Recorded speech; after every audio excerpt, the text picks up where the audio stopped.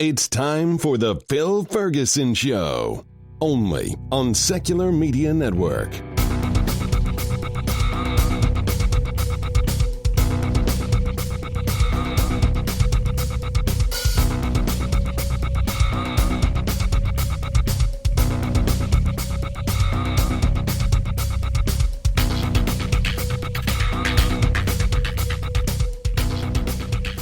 Well, hello, everybody.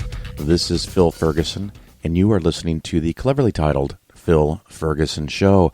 And actually, the man that came up with that title, because I am not a naming savant, is David Smalley. He was the one who suggested that I call the show the Phil Ferguson Show, and we have an interview with him, and it is so deliciously long that we will not be having an investing skeptically topic this week. So my apologies if that's the reason that you normally come. Please forgive me, and I'll try to get a bigger, meatier investing topic for the next show. But we're going to do the David Smalley interview, and we talk about anything and everything, and I think you will enjoy it. And then when that's all done, I'm going to have a little announcement to give you guys a little update on some things that are going on in my world, and I hope you enjoy the interview. This is Phil Ferguson with Polaris Financial Planning, the home of science-based investing. I see people owning really bad investments all of the time. Many advisors are paid a commission by a big company to sell you something you may not need. It's kind of like church. They create fear, then they tell you what you want to hear, and then they take your money. What you want is an advisor that is paid only by you. That is a fee-only fiduciary advisor. Remember, people work for who they are paid by. You can contact me, Phil, at PolarisFinancialPlanning.com, or listen to the cleverly titled The Phil Ferguson Show. Each show, we have an interesting investing skeptically topic and an interview with someone fighting to end religion. Polaris also gives 10% of gross revenue to support the growing secular movement. You're not just getting better investments, you're helping to change the world. You're listening to the Phil Ferguson Show on Secular Media Network.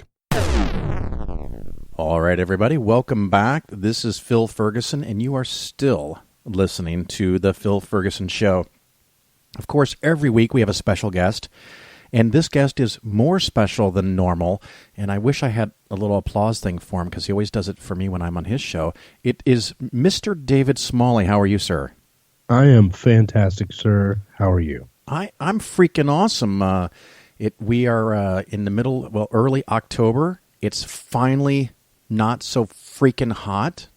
And this is the time of the year I like, the cooler temperatures. We get the leaves turning, and maybe we can sit outside in our driveway with the little portable fire pit. The neighbors walk over, and everybody just kind of sits around the fire for a while and has a few drinks. Man, I love this time of year. I really, really do. Even especially in Texas, because we don't really get a winter, but summers are like double hard on us. It's like 109 degrees, 40 days straight. Yeah, that's not cool. Horrible. So as soon as it drops below like 73, we get to walk outside and breathe normally without sweating, and showers actually, last the whole day. Showers? Really, you mean really like you refreshing. take a shower all day long? Well, no, what I mean by that is when it's 109 degrees outside, or let's say, 97 at 8 a.m. Oh, I see. You take a shower, and then 3 hours later, you need another shower. Within minutes, you feel sticky and gross, and it's humid and all this other stuff. So yeah, the fact that it actually lasts is refreshing. So we're going to have some lows this week in the 40s. 40, dude. We barely get that in December. Yeah, I know, which is why I don't live there. Well, that and the fact that you actually live in Texas. I mean, it's not just the heat; it's the people. Now, I know Austin doesn't really count, but there's some messed up people in Texas. Man, if you look at Texas, and you look where all the populated areas are, the metropolitan areas, the Dallas, Texas, Houston, San Antonio, those go blue in elections. Like that's where the universities are. That's where people are educated. That's where people are progressive. Plus, I don't know if I want to live on the West Coast. Oh my God, we're not doing this again. I will storm out of this interview, sir. I heard you had someone on your show that hung up on you. Did I? Yeah, you were talking about Trump.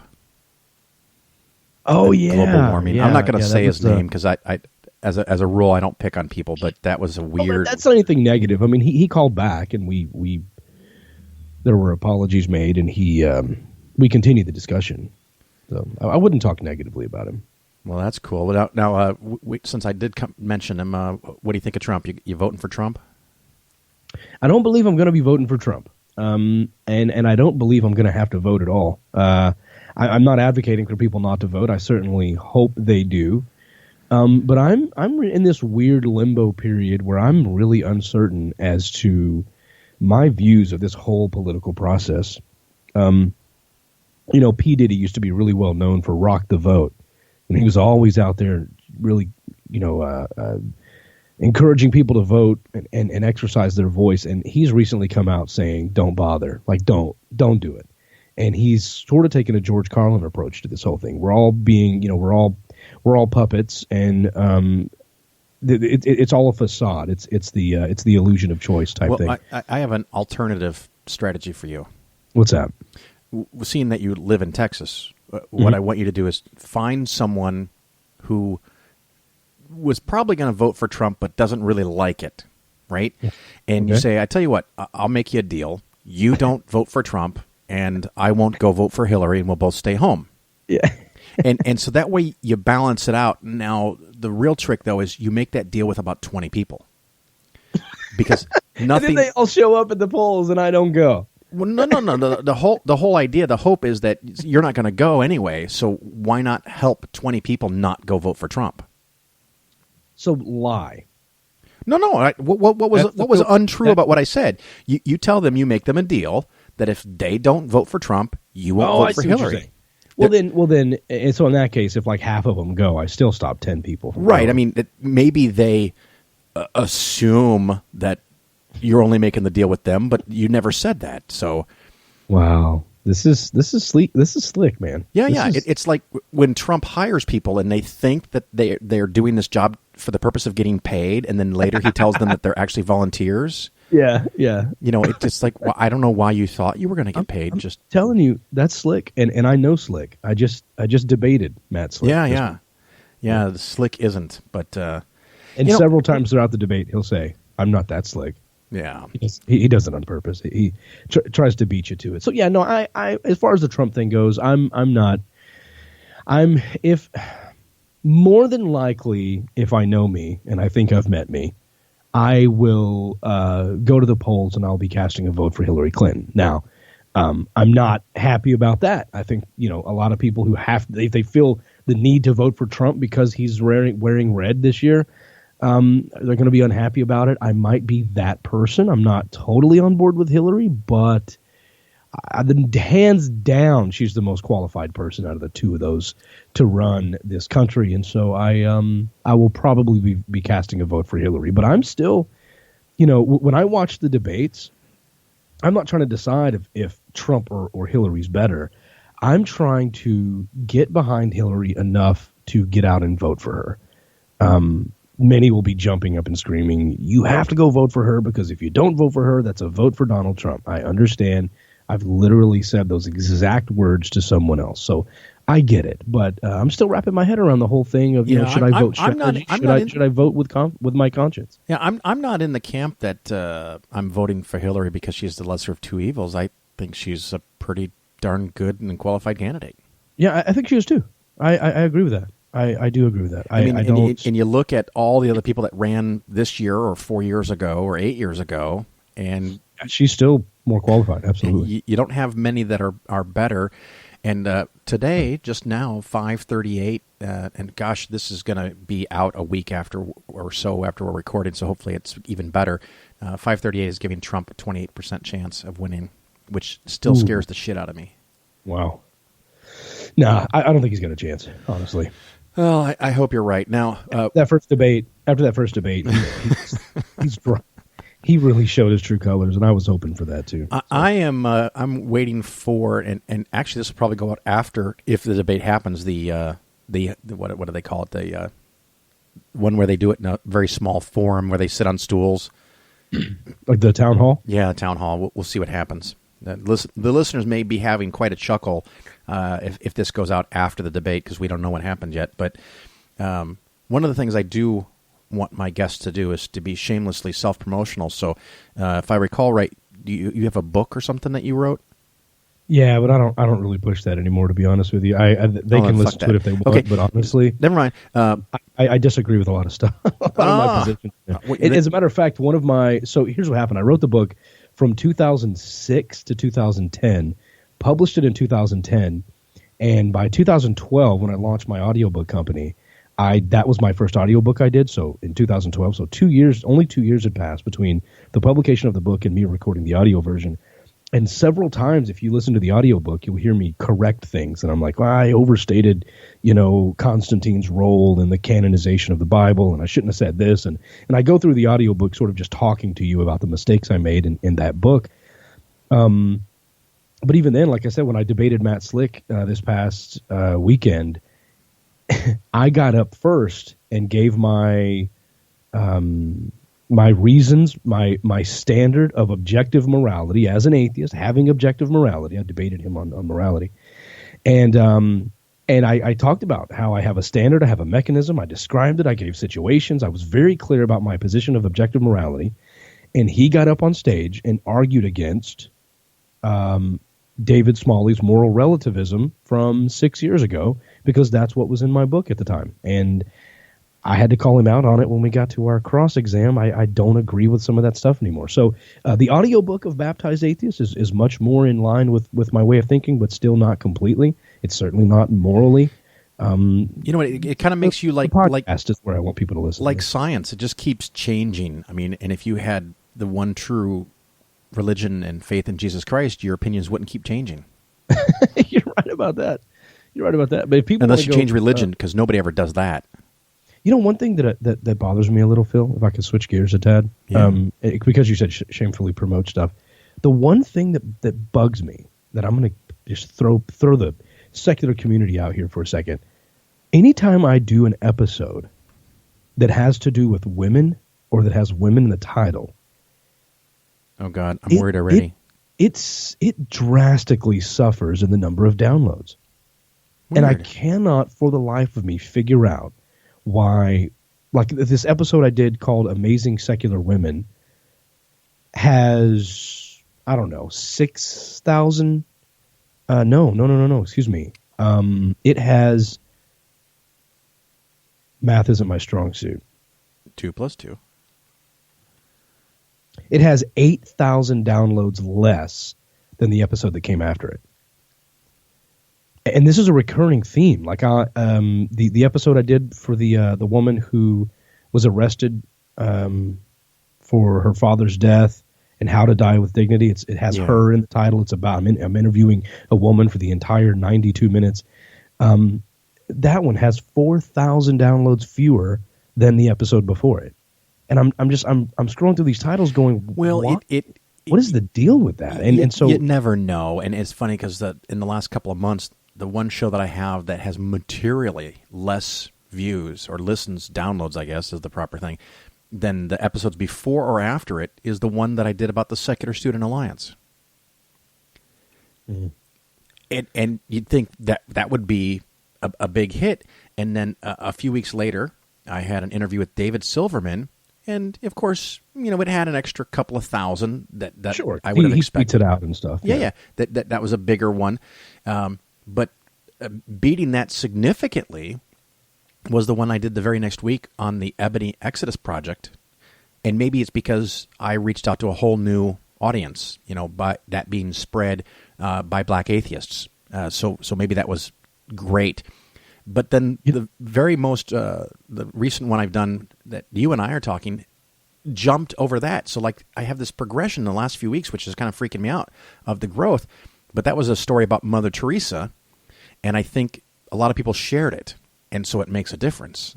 I don't know. It's hard to know that. And that episode I'm talking about is number 266 of Dogma Debate for those who want to go listen to it. It's called Amazing Secular Women. Now check this out. Listen to this lineup. Of course, Brandy was here. But we had Leanne Lord, who is a co-host of Neil deGrasse Tyson's on Star Talk. Yeah, she's been on my show too. Yeah, she's great. Amazing. She's hilarious. She's and totally she has a book awesome. on dick jokes. Yeah, she has a book. She has a book on dick jokes. And then Shelley Siegel was in studio with Rob, and they performed like 5 or 6 songs live on air. Now we have Shelley Siegel, Leanne Lord, Brandy Madden all on one show. And I'm not understanding why people don't. I don't get it. I feel, sometimes it can be the day. It can be the day. So awesome. It can be the day. It could be it's Columbus Day or Labor Day, and everybody is busy and just skips downloading for a couple of days. I guess so. Because I know last year around Christmas, my listens dropped dramatically. Oh yeah, that always happens. That always happens. But like anytime I get a preacher on my show, and the more fundamentalists they are, the more people eat it up, even though I get tons of emails going. By the way, feedback and email is female. Now, just wrap your head around that one. No, matter of fact, I don't think, have we even mentioned the name of your show? Yeah, I think I said episode 266 of Dogma Debate. Okay. They don't care, Phil. They do care, and we want them to go. People. This is the shameless self-promotion, Dogma Debate. And you do, what, 1 show a week now?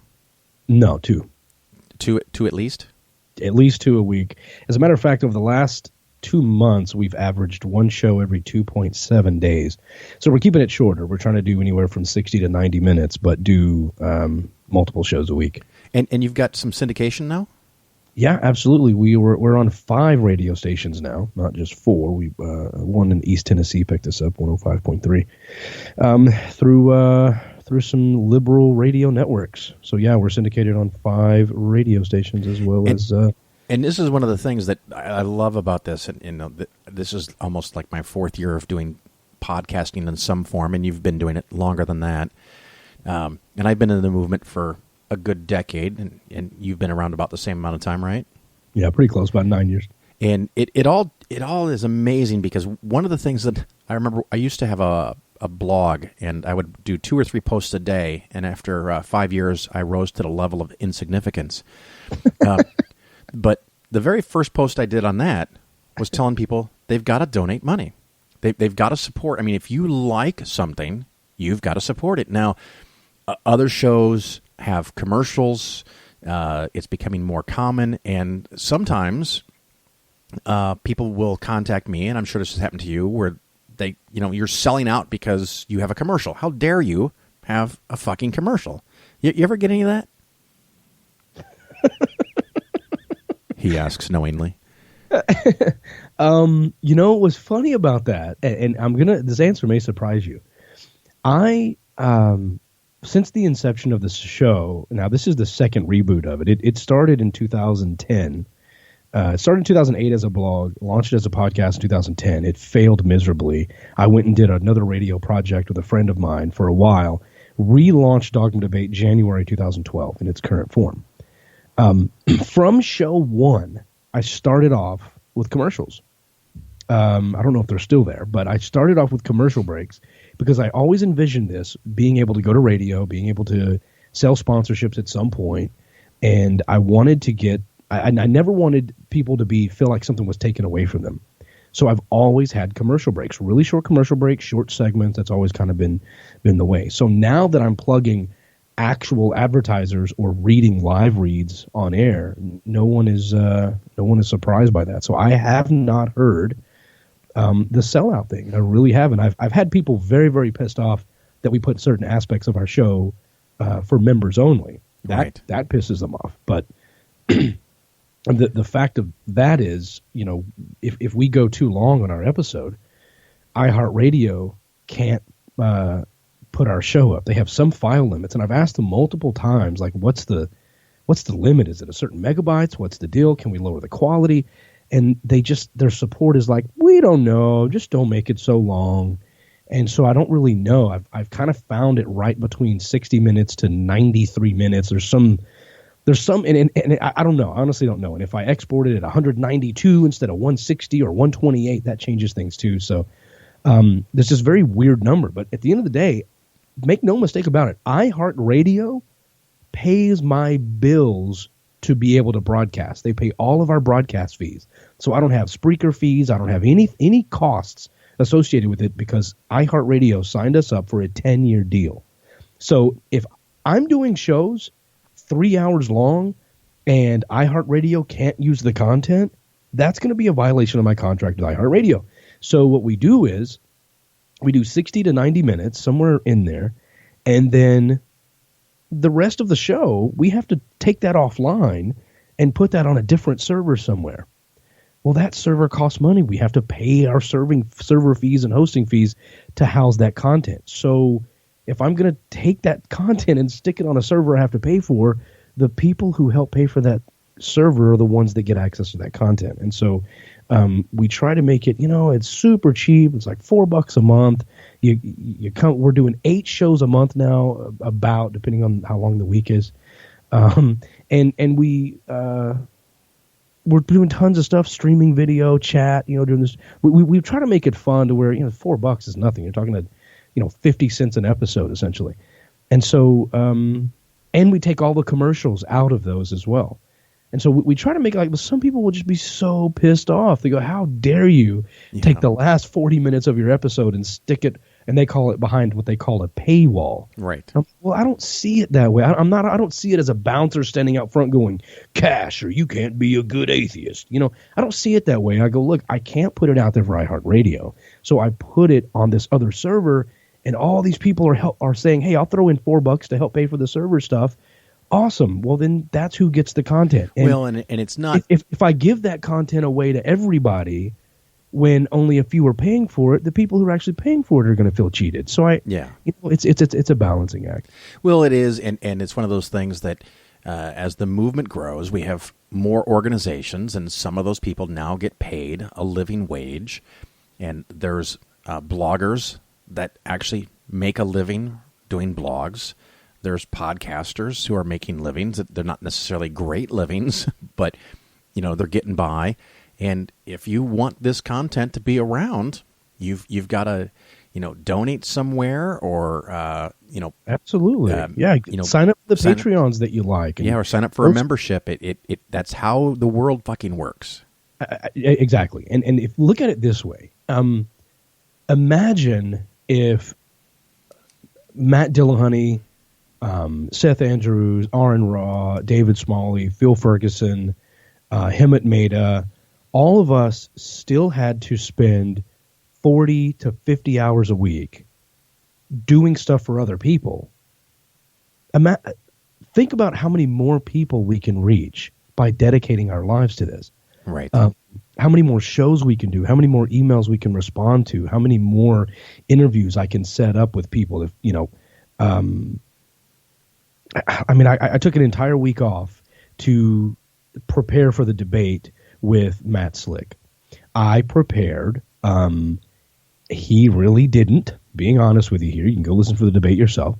And after that debate, I've had a total now of 9 Christians who have contacted me either in person. Actually, 8 of them were in person. 1 was over email, to tell me that they think I provided really good challenges to their faith. I provided really good challenges for against God being a moral monster. That was the title of the debate. And that I've given them a lot to think about, and that they're really going to start listening to my show to understand more about my opinion.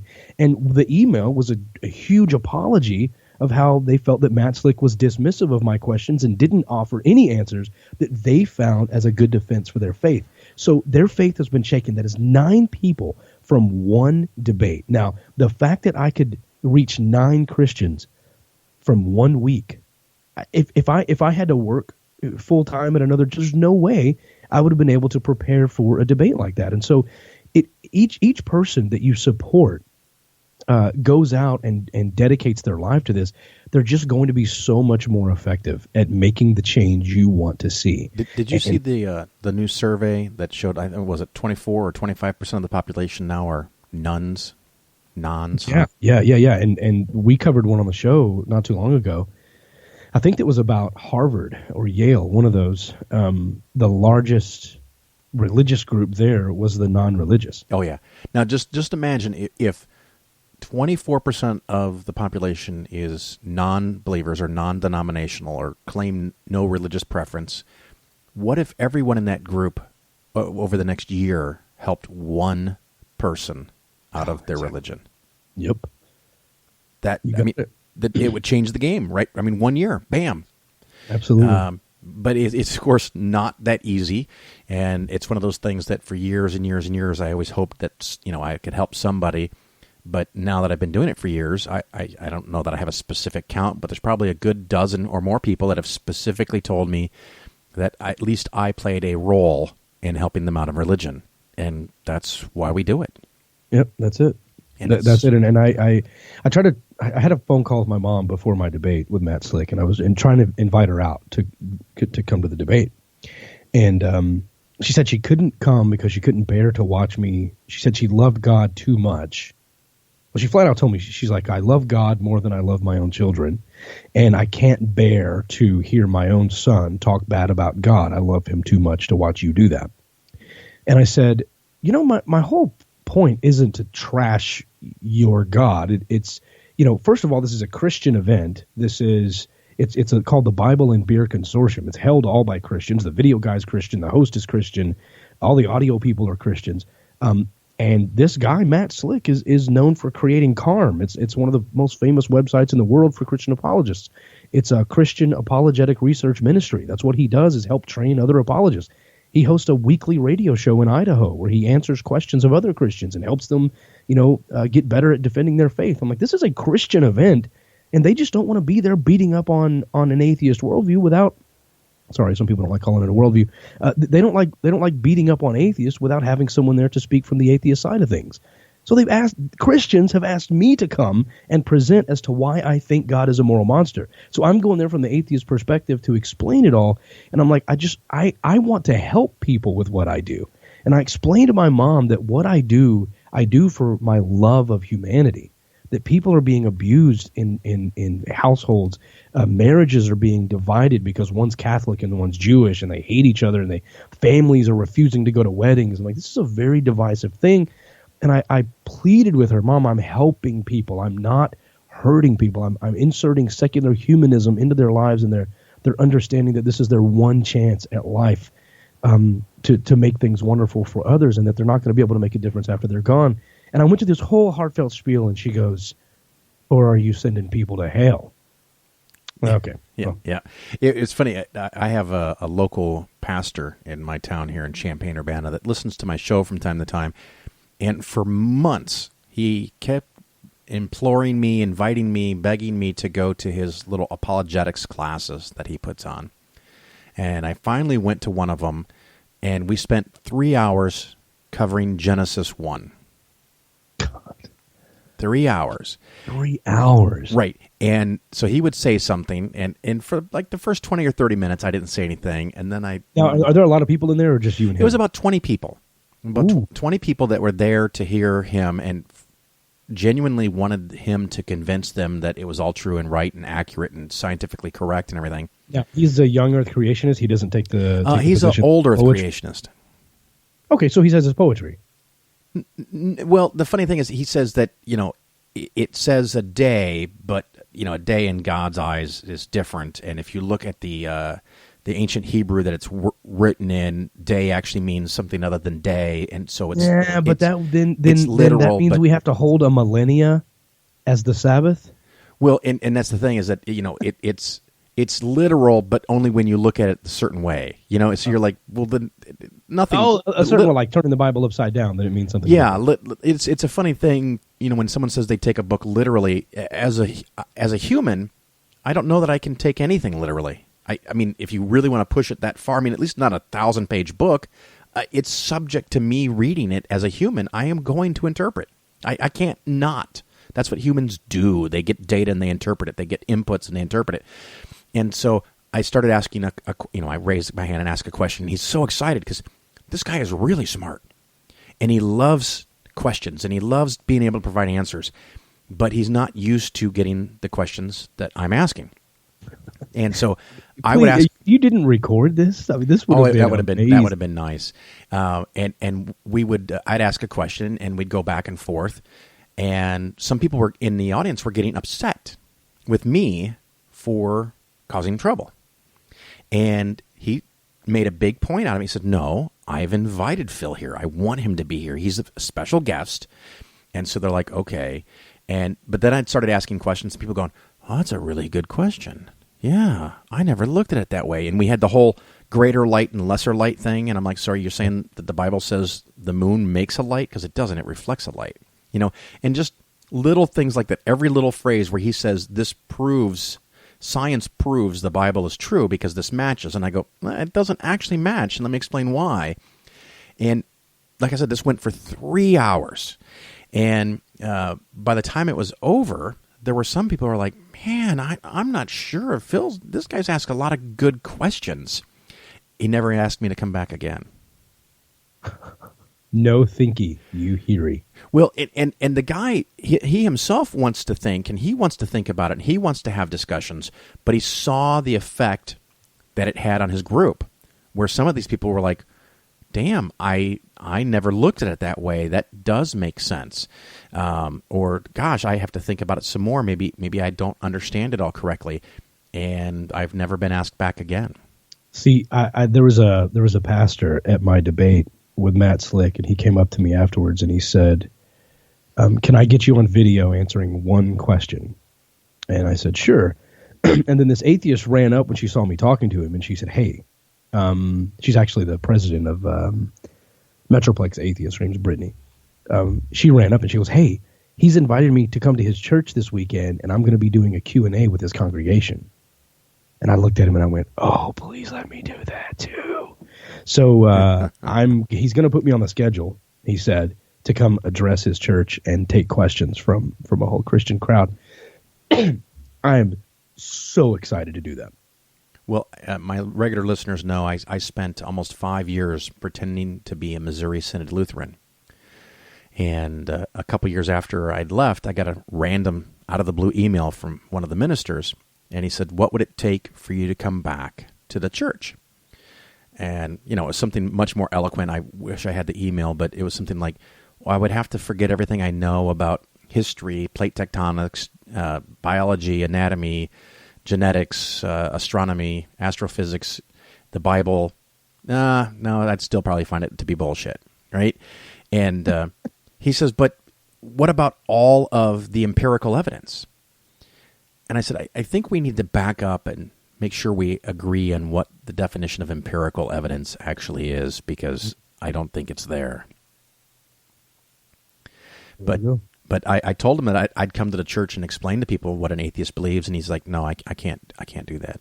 Well, see, that's the thing. This pastor was saying that he doesn't want his congregation to think that atheists are something about horrible people with tails and horns. He's like, he wants his congregation to understand atheists can be good people and can be moral people. And I love that, but that's a dangerous game for a minister to play. It really is. Because they're putting their income at risk, and I think that maybe these guys that are doing that are maybe having their own doubts. Oh my goodness, would that be awesome? Yeah. So if you're a minister and you're listening, ask David or I. If you're on the West Coast, have David. If you're in New England, have me. That's a running joke for the listeners that we'll explain it later if they ask. You're such an ass.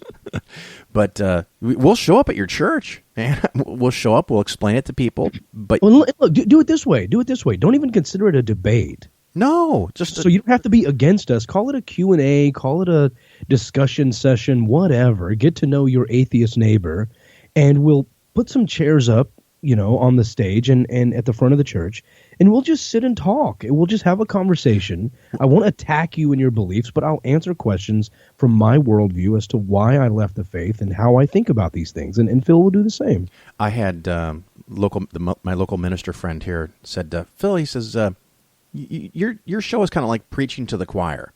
And you, in your show, in Dogma Debate, it's more of bringing out what they believe and why and trying to dig into it, where I'm promoting kind of a lifting all boats for atheism, secularism, humanism kind of show, which is awesome. Every show has its target and its goals, and you do what you want to do because you like it. I do what I want to do. And he says, but you need to have a real Christian on your show. And I'm like, how many times I've heard that? Oh, yeah, I know. And I said, I tell you what, I'll make you a deal. And this was a while back when my show wasn't as big as it is now. And I said, I get 5,000 listens a week. I'll have you come on, and for 30 minutes, you can explain Christ's love to 5,000 listeners. You can say whatever you want for 30 minutes. I won't interrupt you at all. All I ask is that on Sunday, I come to your little church with 50 people, and I get 30 minutes to explain my worldview. And he says, no, there's no way I could possibly do that. And I'm like, okay. Why? And that right there should show exactly what the issue is. We are willing, and I do it all the time. I provide my audience as a platform for believers, conservatives, Republicans, whatever, to say what they want to say. And I don't hush them. I don't stop them from talking. I tell them when I think what they're saying is BS, or I at least interrupt and go, actually, I disagree with that point, and we have debates. But I don't lock out information. They intentionally lock out information. I'm telling you, information is what's killing religion. And the fact that information, I would love to be able to take credit, right, for my part in the atheist community as to why secularism is growing so rapidly and why the nuns are growing and why religion is dying off. I would love to think I've got some small part of that, but if I do, it is a tiny, tiny, tiny, tiny percentage of a percentage. The reason religion is dying is because people have computers in their pockets, right, and they will Google your ass when you say some mystical bullshit. And so that's what's happening. The internet is where religion is going to die. I've got so many thoughts on that. It's one of those things that I've made the analogy. When I was 13 and I started having questions about religion, I asked my parents. They couldn't answer. And then I sat with the minister for an hour. And that's awkward as hell. You don't want, everybody's clothes stayed on, but you don't want to do that a second time. I did that when I was 16. Sat with the minister with no clothes on? Yeah. No, I sat with a pastor and asked a lot of the questions. And so, you did that. And I remember thinking distinctly, it just a weird thought as a 13-year-old. I thought, I'm 13. I'm 13 and I'm asking questions. You're a full-grown adult. You've finished high school, college, seminary. Now, there's a name for a school, seminary. You've gone through all this stuff. You're the leader of a congregation. You have this kind of connection thing with God. You've studied the Bible for years and years and years. And I'm asking what I think are really simple questions, and you can't give me a straight answer. What the fuck is that all about? See, I got straight answers. And this happened to me between about 16 to 19. And I wrote a little bit about this in my book. I went into my pastor's room and I was like, I say room, his office. And I asked the simple question, is Jesus the Son of God or is he the same as God? And it was an all-black Baptist church. I was the drummer there. And so I guess I can't say all black. I was there, but I was the only white guy there. It was a fun way to, oh man, it was the best worship time I ever had in my life.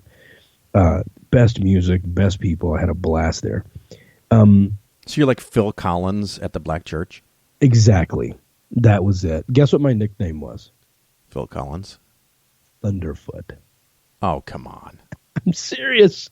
I had a double bass pedals. I was playing in a heavy metal band on Saturdays and then playing in the church on Sundays. I was thinking really it was probably more something like Cracker, but Thunderfoot, huh? No, they were awesome, man. I never had any racist shoes at all. Zero. Absolutely zero. They were completely welcoming, loved me to death, paid me $30 a week, and I'd jam out with them on Sundays.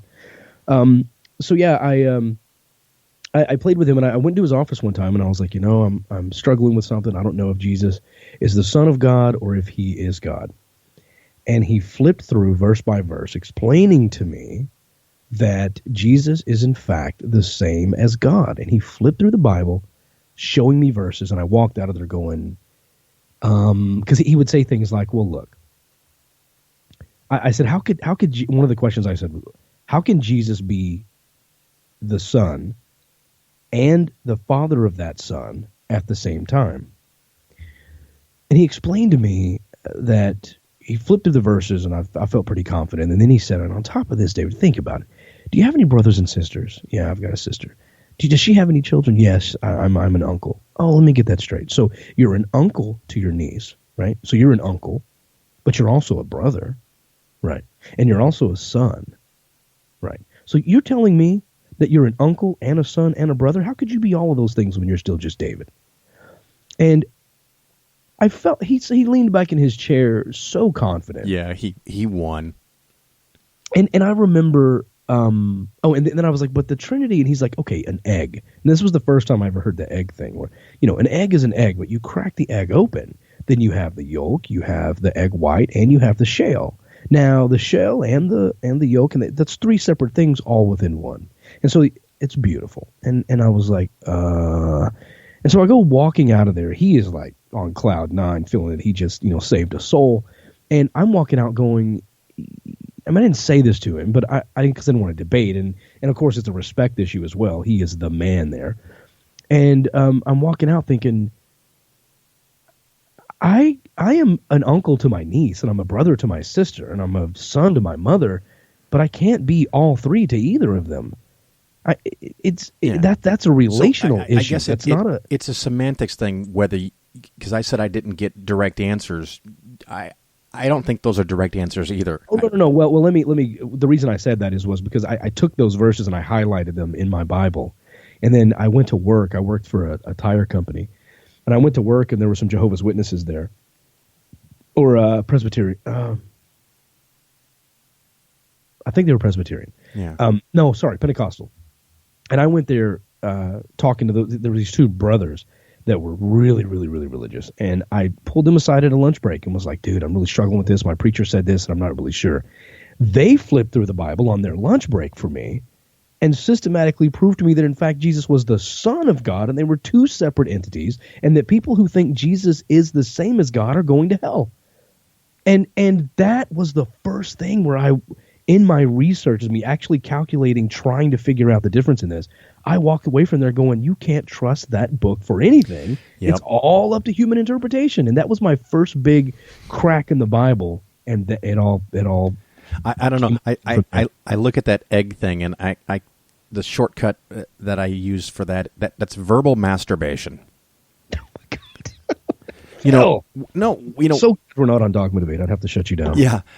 It's one of those things like when someone says, okay, now think of the most awesome and powerful thing that you can think of. And you go, oh, come on. It's a thought experiment. Your best evidence for God is a thought experiment. It's mental masturbation. Okay. If he's real, it's like when people say, I have a personal relationship with Jesus. Really? Are you using the word personal and relationship in a totally different way than I normally do? It's like when I grew up and I was in high school, I had friends, and now on Facebook I have friends. It's the same word, but sometimes it means different things. So you don't have a personal relationship. You can't quote the guy. You can't bring him to a party. I don't get it. It doesn't make sense. It's like the minister I talked to that said, I have empirical evidence. And I go, No, you don't. You don't even understand what the word empirical means. Right. He has anecdotal evidence. Anecdotal hearsay evidence. Which is evidence, but it's just not good evidence. Meaning it can be evidence for why he believes, but he can't use anecdotal personal evidence for why I ought to believe. Well, and the thing that I have found generally as a rule is when people start coming up with these philosophical arguments or Bible verses or whatever, and you ask them, is this what convinced you? They always say no. Yeah, they never use the arguments that convinced them. Yeah, because they go, like I was talking to one lady, and she goes, you'll mock me if I tell you why I became a Christian. And I said, no, I promise, I won't, whatever it is.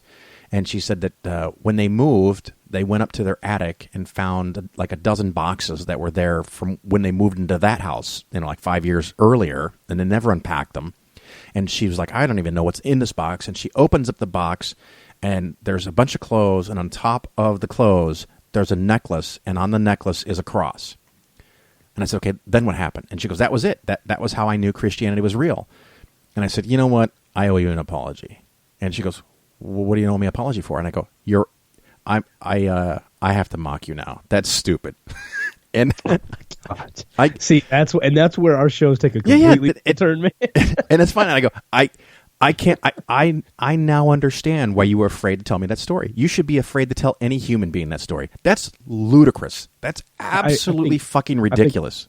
Look, most preachers I've talked to, from Matt Slick to Eric Hernandez, Doug Kriz, all the Christians I have in studio, these guys would say the same thing with fewer F words, but they would say that is a horrible reason to become a Christian. Oh, I was thinking this other thing that happened to me today. I happened to be in a situation where there was a family nearby, and they had an 11-year-old son. And the 11-year-old son was explaining to them that he's been talking to some people on the internet that are kind of scaring him. And they're telling him all these bad things are going to happen to him. And one of the parents says that people will tend to use fear to try to control you. And so don't let them scare you. Don't let them use fear to control what you do and what you say and what you think. And I thought, oh, wow, I was so happy. And then the very next thing that the same parent said, well, except for God, you have to fear God. And I was like, oh, you just ruined it. you just explained to the kid, don't do something or believe something because of fear, except for God. That's so sad. I know. It was like, oh, it was almost so close. Yeah, it was. Someone put on my Facebook, you were this close, you know. But so, do you think podcasting in general is growing and it's going to keep growing? What do you, or at least for the secular movement, what do you think? I think podcasting is the wave of future talk radio. I think eventually radio stations will die off, and I hate to say that, but we have to be ready. That's why I've got a leg in each format. I can do a 59-40, precise 1 hour radio show with commercial breaks and live reads and yada yada yada.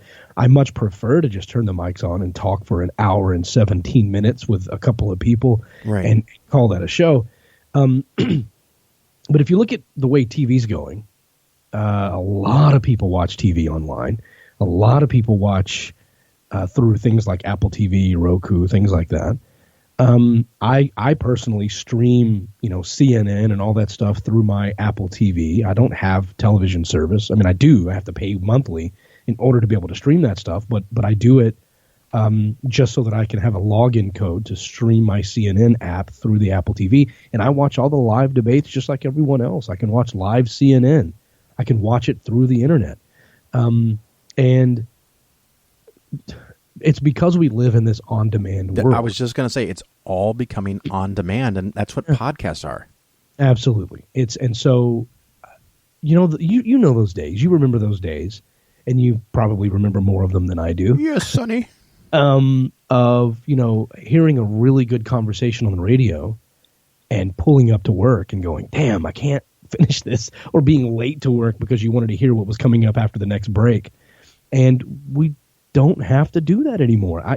If I grab one of my my live reads and go, look, guys, this segment is brought to you by, Valley Storm Shelters. And I read off my copy that's in front of me. People will sit through a 20-second live read to have the next 30 minutes at their disposal. They can pause, rewind, play, come back later. You don't have to miss anything. I mean, who would want that? I mean, who would not want that in favor of, something you have to catch in the morning over a dial signal that might go in or out depending on what bridge you cross under or which 18-wheeler with a CB drives by you. The other thing that not only do we have on demand, but we also have a new phenomenon, binge. Right. Where right now, go back and listen to the last years of stuff. Yeah. I'm always wondering, what show can I watch? What show can I have to flip through when I get some free time? And I picked up Game of Thrones and couldn't stop, right? And just ripped through all that. The one I'm watching now, if anyone likes kind of a space cowboy kind of thing, oh my God, I can't believe I can't remember the name of the show that Will Wheaton was in. Will Wheaton? Will Wheaton.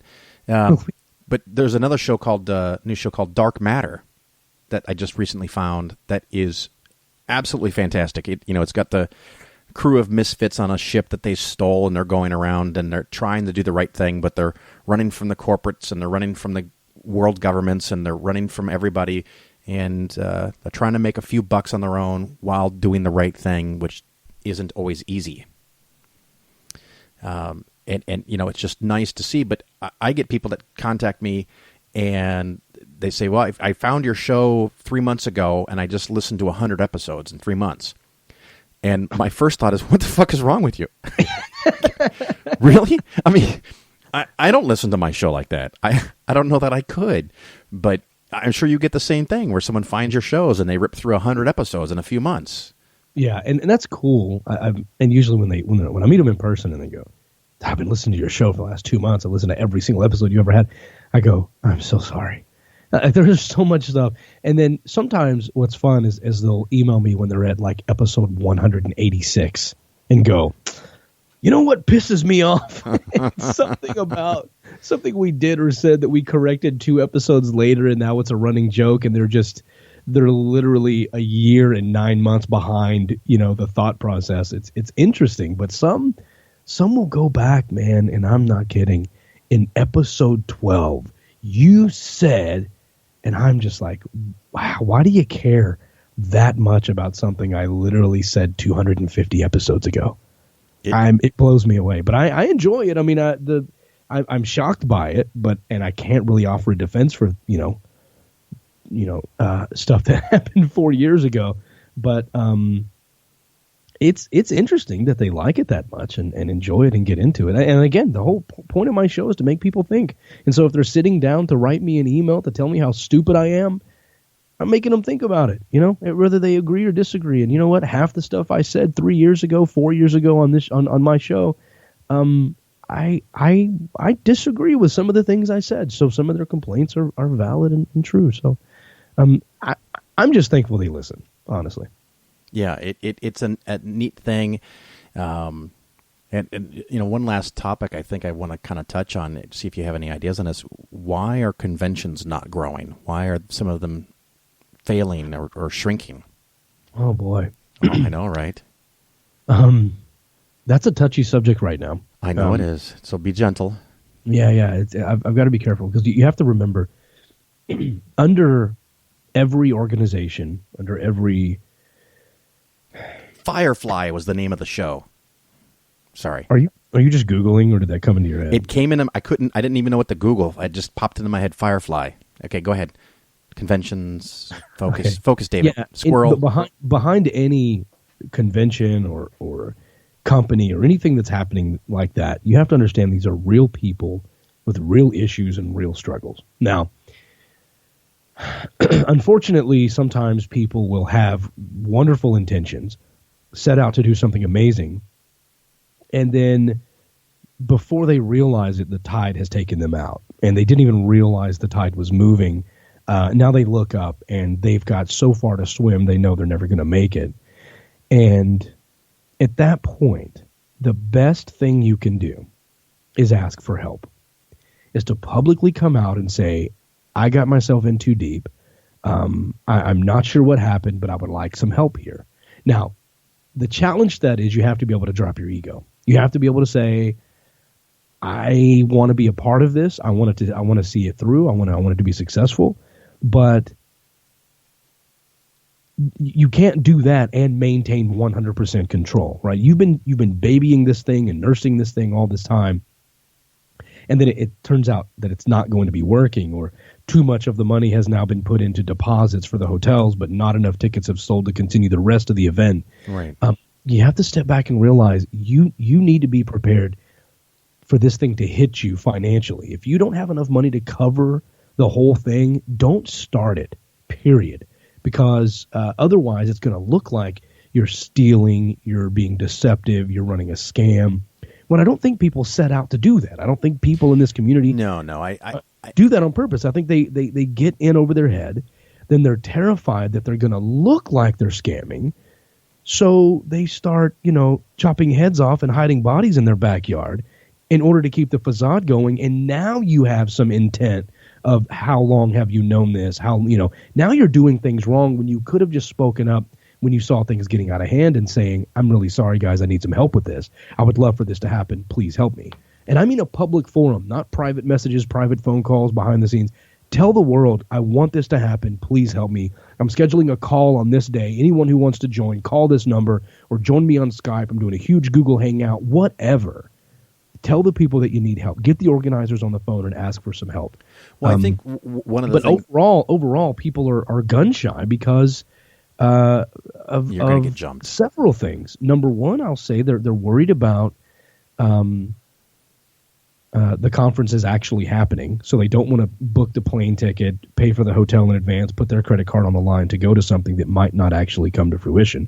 We've had a few conferences be advertised and then ultimately fail. Also, there is, a lot of guys are afraid to show up because they don't want to be accused of anything. Sometimes just going to these things, your name will be brought up. Oh, you were at that party. Wasn't that David Smalley? Wasn't that Phil Ferguson? He got a little drunk and he mentioned something to me that I found inappropriate. I'm going to call that harassment. I'm going to go post about it. At the same time, there is legitimate harassment that happens at some of these things. And then when that gets talked about, the women are going, I don't want to be harassed. I'm not going to go to a conference and accidentally end up, assaulted or beaten or hurt or made to feel uncomfortable. And so I think most people are just going, it's too risky. I'm afraid to step into that. And I really wish we hadn't gotten to this point. But for me personally, those are some of my worries. I don't want to be the next name that gets brought up as, oh, this guy was acting inappropriately. I want to be able to say, I wasn't even at that conference. You know what I mean? That's the best defense I could. I wasn't even there. Keep my name out of your mouth. I think there's merit to that, and I think like a lot of things in life, it's always complicated, and I think that there are those components there, but I also think that sometimes things come up like in Milwaukee, they're having 2 or 3 events every week. Sometimes Nashville, sometimes they have 15, 20 things a month. Different groups, Tri-State Freethinkers with Indiana, Kentucky, and Ohio. They're doing stuff almost every other day of some kind. Kansas City Oasis. They have weekly speakers, weekly musicians every single Sunday. Right. They're doing stuff, and you're talking 150, 200, 200. I think when I went to talk, there was 250 people there, and they do it every single week. They're doing it right. I think what we need to do, if we're going to be scientific about this, the people who were doing this stuff successfully, maybe they put on a clinic. Don't consider this competition. Teach us your methods. Show us how you're making it happen, and let's replicate that across the country. And maybe, do you think it was a little? You think it was oversaturated? Well, and that's what I was leading to. I mean, when you had 5 conferences every year from the 5 national organizations, if you wanted to go to a conference, you probably had to fly somewhere. Right. You probably had to pay $300 or $400.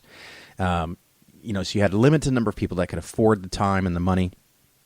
And then we started getting local and regional conferences, and everyone's very excited about that because you can go anywhere. But then you have people who are all volunteers. They're not paid. They don't have experience at this. That, like you said, they make mistakes. They get caught up in things. Things get out of hand sometimes. You get problems. I know some of the big ones had some problems too. I'm not saying that they don't. But now you can go to more conferences, more people can go to regional conferences, and now we have a newer development where many of the local organizations have so many activities going on that if 2 or 3 times a week you have an option to do something with your local group, why do you drive 6 hours to go to a conference? Mm-hmm. What's the big draw there? But I also, this last spring in Nashville, the Nashville Nons, like 6 or 8 different local groups, skeptics, humanists, secularists, all got together, and in 60 days put on an impromptu conference and had almost 400 people. So there's those occasions where things that used to be big have a management issue, or they just don't work a second time or a fifth time, and then you have other things that are new, and you have bright spots that are, becoming brighter, and you have bright spots that are dimming out. And I think there's so many options available. How many conferences can you go to? I mean, I have options sometimes on weekends where I could go to 2 or 3 different events throughout the United States. I have to now pick and choose. So I think there is some saturation. And I think a lot of people have gone historically for that social interaction, for the intimacy of being around other people that are like you.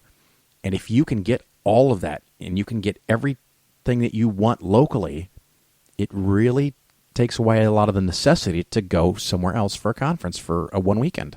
Yeah, but I miss it. I mean, for me, they were like little family reunions. I mean, we would do 7 or 8 in a year, maybe 10 in a year, and almost every month I was going somewhere, traveling somewhere. Sometimes it would only be 2 or 3, but overall, it was almost like a little traveling roadshow or traveling circus. I would show up, and I would be like, it's so good to hang out with, David Fitzgerald, Matt Dillahunty, Shelley Siegel, and Seth Andrews, and Aaron, and we're all in Phil, and we're all seeing all of our friends again, and Faisal is there, and Jerry DeWitt, and we're all just, it's like seeing my family. I love all these people. Right, but I mean, most people, if they're lucky, can afford to go to 2 or 3 or 4 of those things. They're not in the movement like you and I are. I mean, last year I went to 14 different freaking conferences all over the country.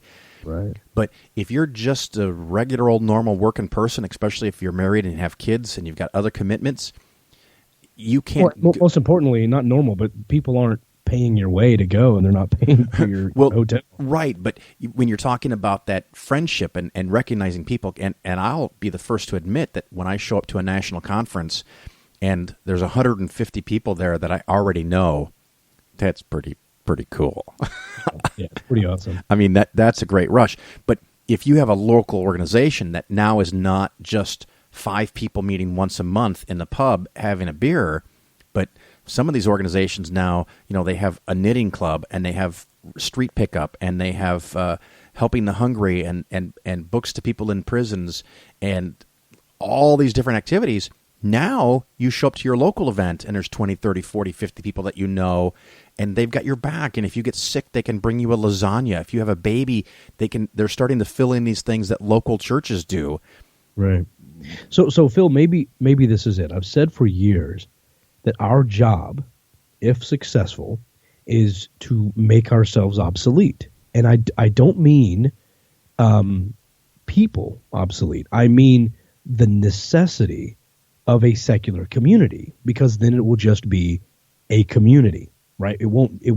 Secularism won't be what defines us. It will be humanity. You're a person, right, and I'm connected with you.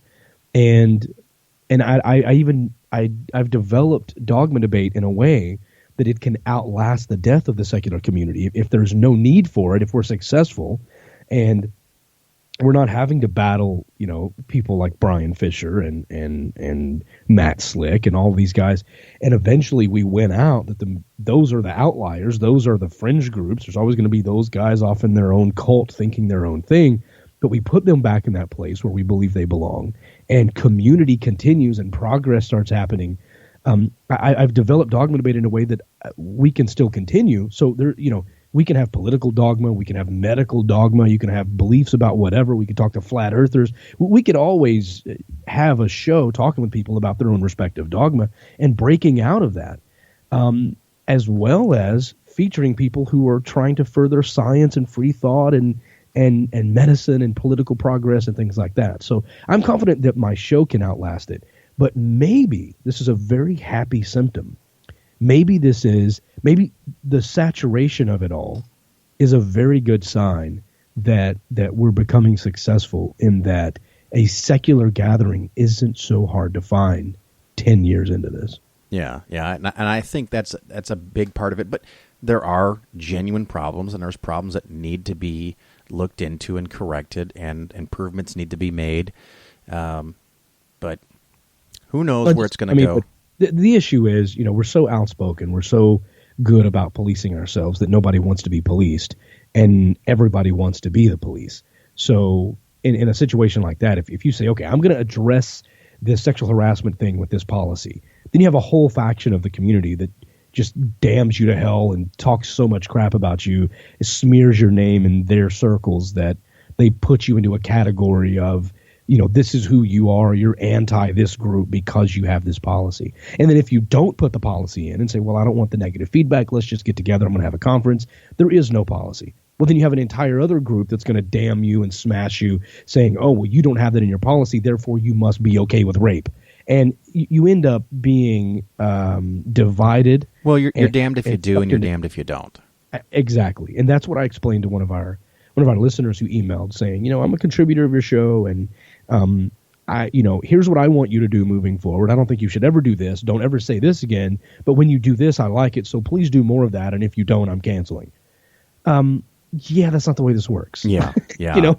For every email I could tell you the people to say, I love it when you debate creationists, I can get another email. I can show you another email, people saying, I hate that. Please just get, you, Brandy, Donovan, and Alex in the studio to talk about atheism and make fun of Republicans.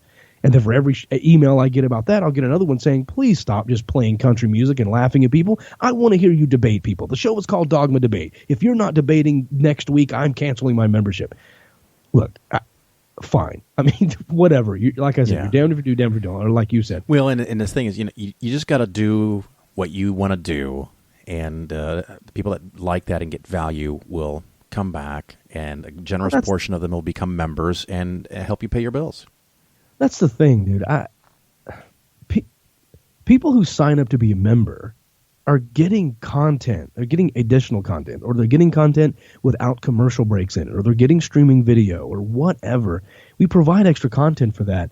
I never want people to, I don't want to be rude to people, but at the same time, I want to thank them for their support, but then say, look, you signing up for a membership does not buy stock into my brain. Like, you can't email me telling me this is what you're going to do moving forward. And the ones who threaten to cancel if I don't, adhere to their demands, I just go cancel their account and refund their last month and say thank you for your previous support. But we don't negotiate with terrorists.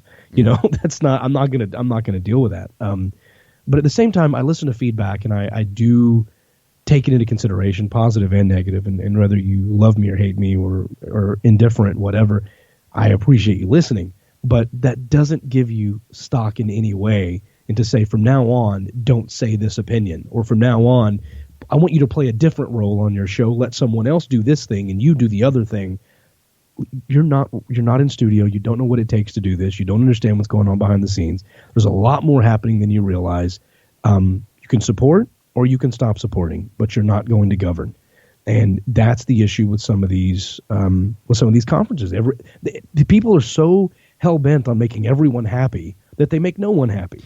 Yeah, you always run that risk, and we've gone over our allotted time. So what I want to do is remind my listeners, go listen to Dogma Debate. I'm sure quite a few of mine already know your show because they probably heard of me on your show. But if you found my show from some other source, go check out Dogma Debate. Go find out for yourself what is going on.